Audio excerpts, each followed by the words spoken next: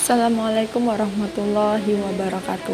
Perang Aceh Belanda atau biasa disingkat dengan Perang Aceh adalah perang Kesultanan Aceh melawan Belanda dimulai pada tahun 1873 hingga 1904. Belanda pertama kali datang di Aceh diperkirakan pada abad awal ke-16, di mana pasukan Belanda atau para pedagang Belanda melakukan perdagangan dan beristirahat di daerah Aceh oleh Kesultanan Aceh. Pada tahun 1599, Kesultanan Aceh memberikan tempat bagi bangsa Belanda untuk melakukan perdagangan di daerah Aceh.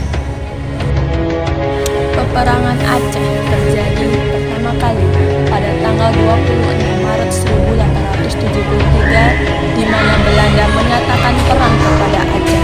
Belanda melepaskan tembakan meriam ke daratan Aceh menggunakan kapal perang Citadel Van Antwerpen, dan pada tanggal 5 April 1873, Belanda mendarat di pantai Ceremen di bawah pimpinan Johan Herman Rudolf Koster.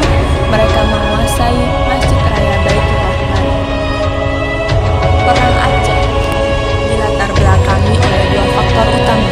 Yang pertama, akibat dari perjanjian Siak pada tahun 1858, di mana Sultan Ismail menyerahkan wilayah Dili, Langkat, Asah, dan Serdang kepada daerah Belanda. Sedangkan pada saat itu daerah tersebut adalah daerah kekuasaan Kesultanan Aceh yang dipimpin oleh Sultan Iskandar Muda.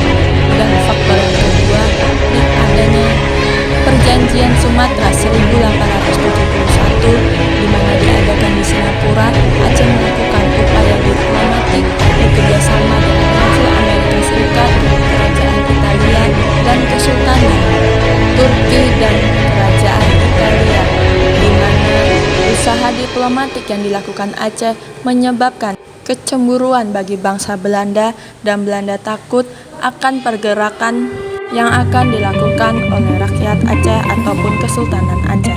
Peperangan Aceh dibagi menjadi 4 periode. Periode pertama pada tahun 1873 hingga tahun 1874 dipimpin oleh Panglima Polim dan Sultan Mahmud Shah melawan Belanda yang dipimpin oleh Kohler.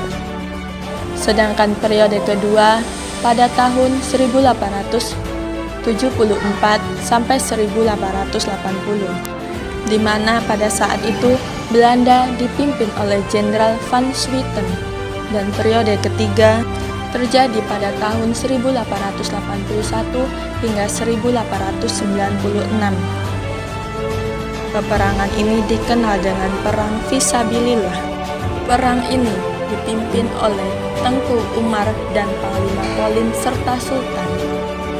Sistem yang digunakan dalam Perang Aceh kali ini menggunakan sistem gerilya, dan pada saat itu Tengku Umar gugur saat menyerang pihak Van der Dusen di Maulago. Setelah Tengku Umar gugur, perlawanan dilanjutkan oleh Cut Nyadin, di mana beliau adalah istri dari Tengku Umar.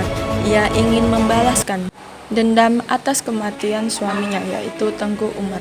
Selanjutnya, peperangan atau periode keempat dilakukan oleh perorangan dan per kelompok, dilakukan secara gerilya oleh rakyat Aceh itu sendiri.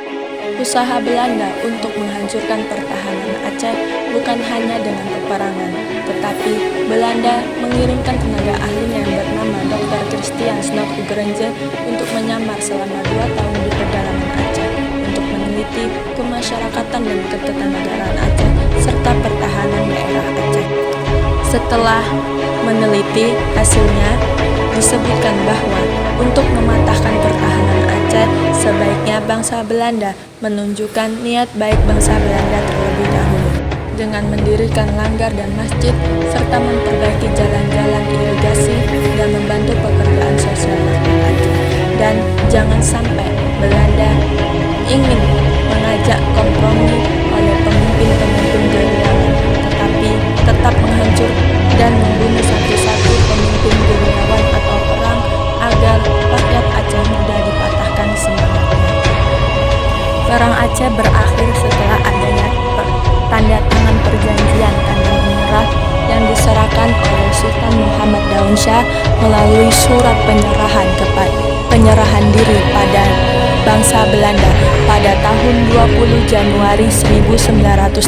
Surat perjanjian yang diserahkan oleh Sultan Muhammad Daun Syah kepada Belanda berisi tentang surat penyerahan diri pada Belanda, di mana Sultan Muhammad Daun Syah menyerahkan kekuasaan Aceh kepada Belanda. Tetapi sesungguhnya Belanda tidak benar-benar menduduki atau menguasai Aceh, karena tetap ada perlawanan dari rakyat Aceh. Belanda benar-benar hilang dari tanah Aceh setelah kedatangan penjajah baru, yakni Jepang atau biasa dikenal